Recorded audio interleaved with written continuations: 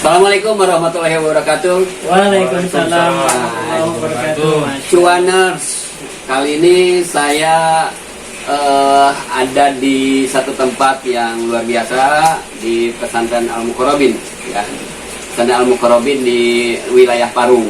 Curug Hilir. Curug Hilir. RT 3 RW 9 Bojong Sari Depok. Nah, nanti kita tulis di sini, ya. Oke. Bincang-bincang sama sahabat lama nih. Imam Ambali, Ustaz Imam Ambali juga ditemenin sama ini juga sahabat lama banget ya dari zaman bujangan gitu kan. Iman Sah, beliau pebisnis di bidang IT. Nah, ini bisnis di bidang bisnisnya banyak sih sebenarnya. Bisnisnya banyak. Bisnis akhirat aja lah. Ya, bisnis akhirat ya. Tapi beliau memang lebih mendedikasikan diri di dunia mengembangkan pesantren, hafalan Quran gitu kan. Oke, cuaners. Jadi untuk para cuan rumah itu manggil cuaners. Oke, cuaners, kali ini kita akan ngobrol santai tentang banyak hal. Dan kalau disebutin nggak sih? Sebutin ya. Salah satu kelebihan beliau, saya katakan kelebihan ya, karena ya kelebihan, gitu, kelebihan. Walaupun menurut aturannya nggak kelebihan, kalau kelebihan tuh 5. Gitu kan, kalau 4 tuh nggak kelebihan, memang seperti itu, ya kan? Ya, jadi beliau ini beristri 4. Gitu. Sekarang 3. Sekarang 3. Oh 3. 3. Oh 3. Sekarang 3. Tadinya 4. Betul. Kan 3. Nah gitu. Nah itu bagi beliau itu kelebihan, gitu kan? Kelebihan tuh karena baru 1, gitu kan? Oke, cuaners.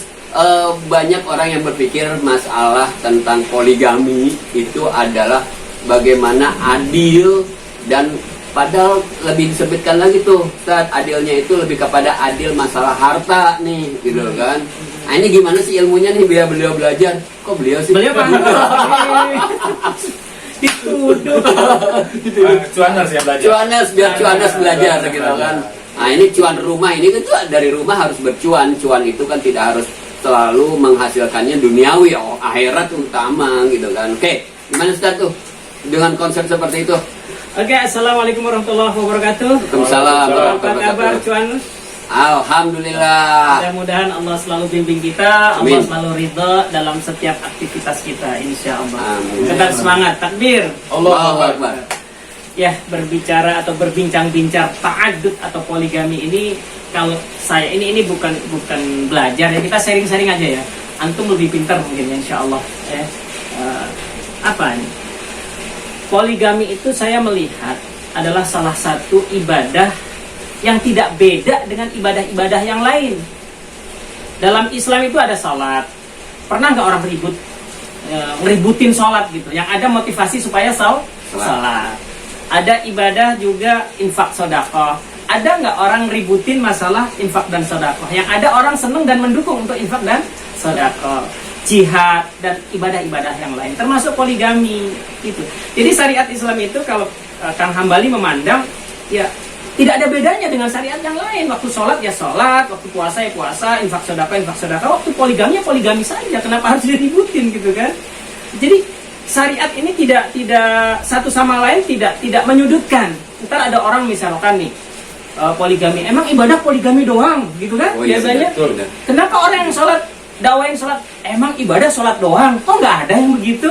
Atau emang ibadah infak sedekah doang gitu kan? Enggak. Jadi jangan sampai kita mendiskreditkan ya, memojok-mojokkan salah satu syariat di antara semua syariat. Karena semua syariat itu Allah Subhanahu wa taala akan menjaganya dengan orang-orang yang Allah kasih kecenderungan. Misalkan nih syariat hafal Quran. Di mana-mana orang memotivasi supaya hafal Quran. Kenapa? Allah kasih kecenderungan untuk menjaga syariatnya supaya Al-Quran itu dihafal. Ada orang di mana-mana bicara jihad. Allah memberikan kecenderungan dengan orang tersebut supaya syariat jihad itu terjaga. Ada orang bicara infak sedekah. Allah memberikan kecenderungan orang tersebut supaya menjaga syariat infak dan sedekahnya. Saya ditakdirkan Allah poligami. Mungkin Allah memilih saya untuk menjaga syariatnya berupa syariat ta'adud atau syariat poligami.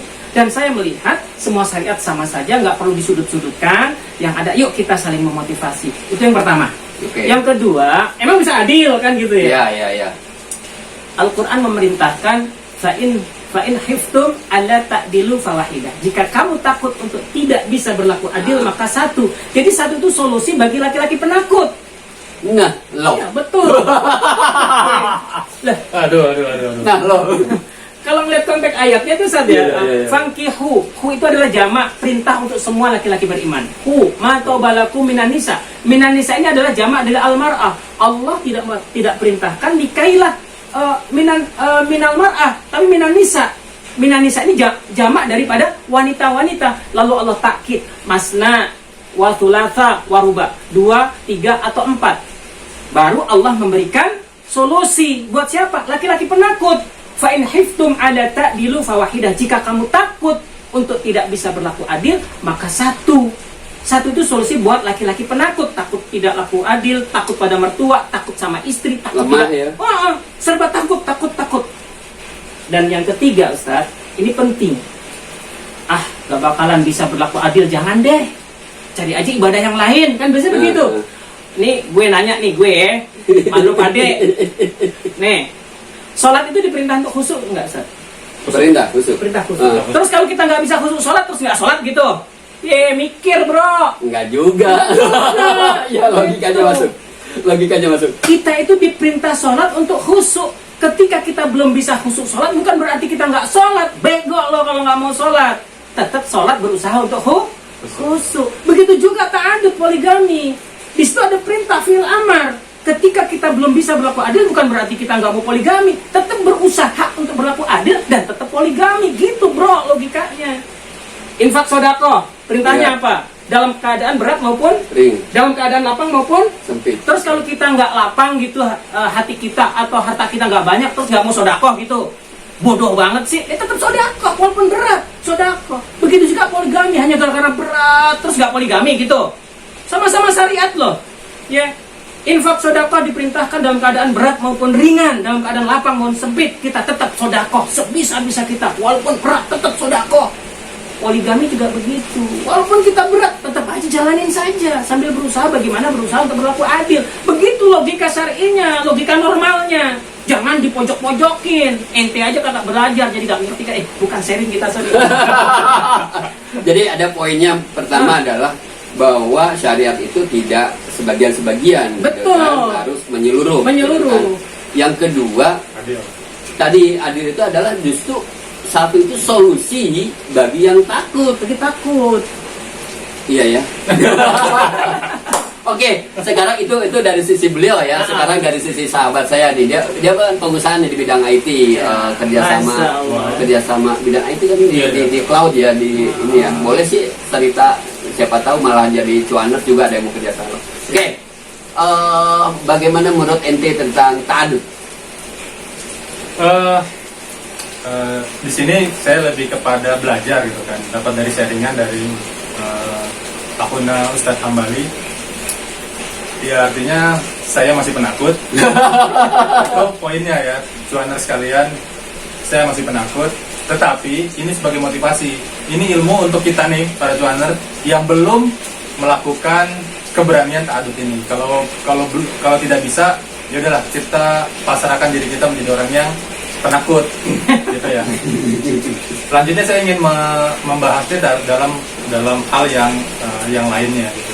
Tadi diskusi cukup dalam pada teman-teman, pada Ustadz Hambali, Ustadz Ramdhani tentang apa yang akan kita tinggalkan kepada generasi dan sekelilingnya. Terus saya lebih pengen membahas hal itu. Tadi saya juga membahas diskusi dengan Ustadz Hambali ini pada hal-hal yang kita tinggalkan pada hal usaha. Apa hubungannya? Kenapa tadi saya pribadi tertarik dengan hal itu? Karena kalau kita ngomongin ta'adud, maka tidak bisa juga kita menafikan turunannya. Artinya kita harus meninggalkan generasi dan istri-istri kita itu pada agar istri dan anak kita itu kuat, pasti gitu kan? Karena pastinya Allah lebih menyukai keturunan atau muslim yang kuat dibanding muslim yang lemah. Maka waktu kita memproklamirkan untuk jadi orang yang berani, ini berani berarti kan kita harus berusaha memikirkan juga turunannya. Walaupun tadi ditekankan belum tentu langsung jadi ya Ustadz ya. Tapi prosesnya itu pasti setelah kita berusaha, setelah kita berdoa, maka fatawakal Allah. Intinya tetap kita berusaha agar kita tidak menjadi orang yang penakut. Saya rasa itu sih. Oke, jadi gini cuaners, sebelum rekaman ini kami sempat ngobrol banyak sebetulnya, ya, yang nggak sempat direkam. Jadi ini rekaman agak ngedadak juga ya.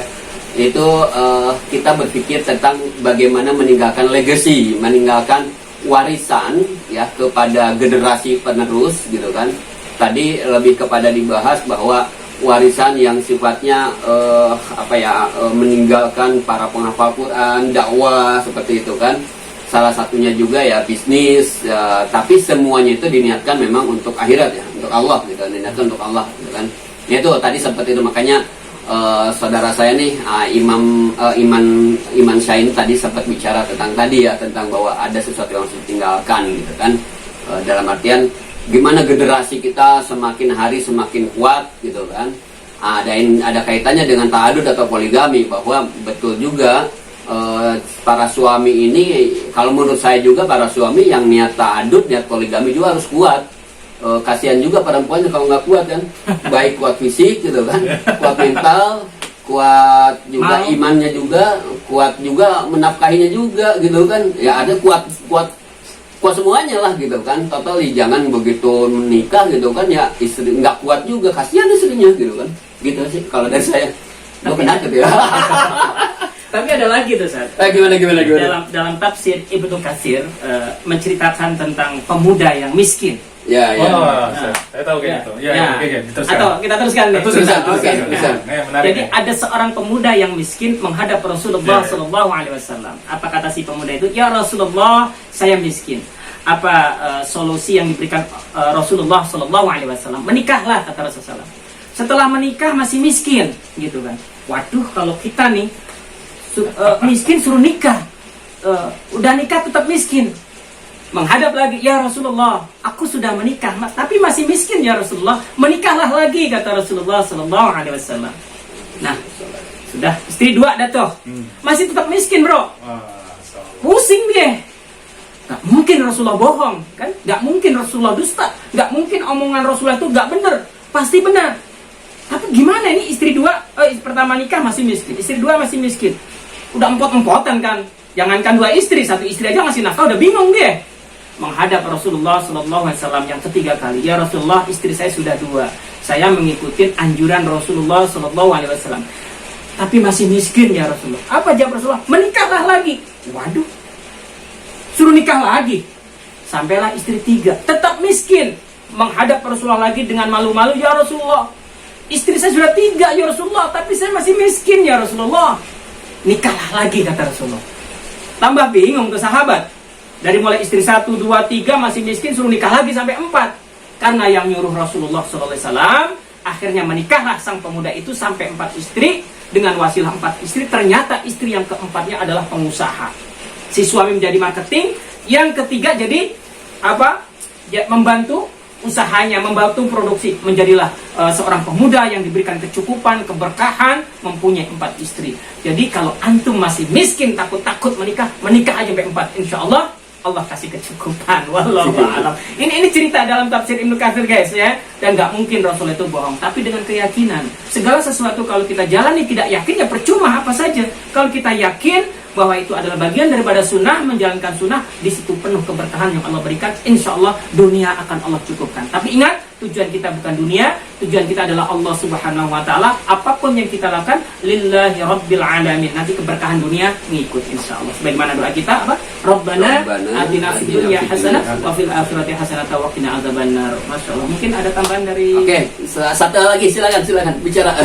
Saya hanya menanggapi. Berarti semakin menekankan, kalau saya pribadi, saya nggak mau nuduh yang di sebelah. Saya pribadi semakin penakut.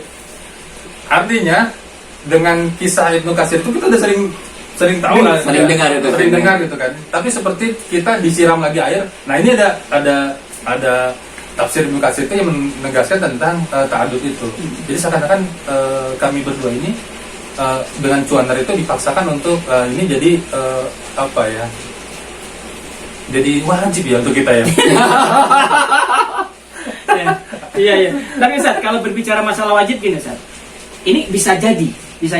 Nikah itu kan tidak lepas daripada berapa 4 atau 5 hukum. Yang pertama bisa wajib, yang kedua bisa haram, bisa makruh, bisa mubah, bisa 4 ya, bisa wajib, bisa sunnah, bisa makruh, haram, bisa mubah, bisa haram, bisa 5 ya, 5 tadi ya.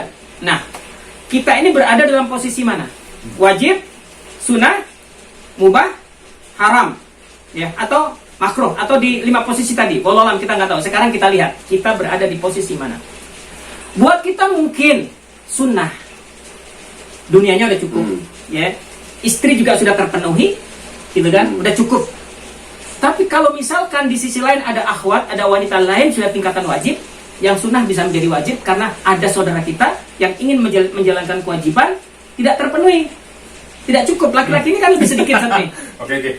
Ya, bisa dipahami ya. Bisa dipahami. Ya. Jadi yang sunnah bisa menjadi wajib sebab adanya saudara kita ingin menjalankan kewajiban, tidak ada solusinya kecuali menikah dengan kita karena laki-laki lebih banyak, gitu.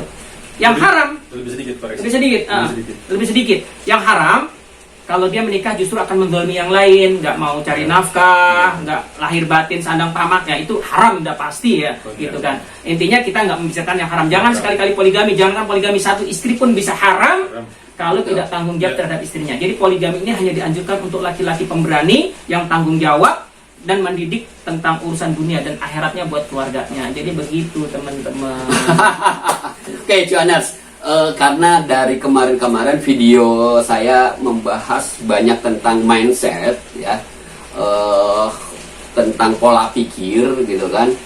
Karena gini, di video-video sebelumnya bahwa orang mau sukses, mau tajir, mau masuk ke perguruan tinggi negeri misalkan, atau mau kuliah dimanapun beasiswa, saya memahami betul bahwa hal yang pertama harus dibenahi itu adalah masalah pola pikirnya, masalah mindset gitu kan.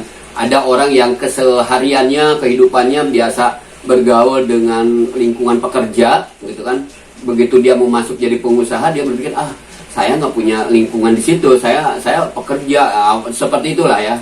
Atau orang yang biasa hidup miskin misalkan, kemudian dia berbicara sama orang tuanya, ma atau pak, saya pingin kuliah ke Amerika misalnya, atau kuliah ke Madinah. Orang tua udah langsung bilang, jangan, kita ini orang yang gak mampu. Nah itu kan mengkerdilkan si mindset kita. Nah ini orang mau sukses tadut gitu, berarti mindsetnya harus dibenahi juga, diubah dulu, mindsetnya harus diubah dulu, pola pikirnya harus diubah dulu, bahwa sesungguhnya yang satu itu ada yang takut. Dan sementara di ilmu saya itu kita jadi orang harus jadi orang pemberani gitu kan. Artinya apa? Ya coba bro. Kayak itu aja Cuaners, obrolan santai kita di siang menuju sore ini ya. Mudah-mudahan bisa diambil manfaatnya, dan jangan lupa untuk di subscribe, di komen, atau kalau bermanfaat ya silakan di share ya, dan berikan feedback kepada kami biar kami bisa terus memberikan perbaikan-perbaikan di di episode berikutnya. Dan jangan lupa boleh juga di subscribe channelnya Kang Hambali Oke. Kang spasi Hambali spasi Oke. Kang spasi Hambali spasi Oke. Karena ternyata beliau juga selain dari pendakwah juga, beliau ada kompetensi jadi sutradara gitu kan. Ada di situ film-film pendeknya ya. Oke, itu aja Cuaners. Terima kasih. See you. Bye bye. Assalamualaikum warahmatullahi wabarakatuh. Waalaikumsalam.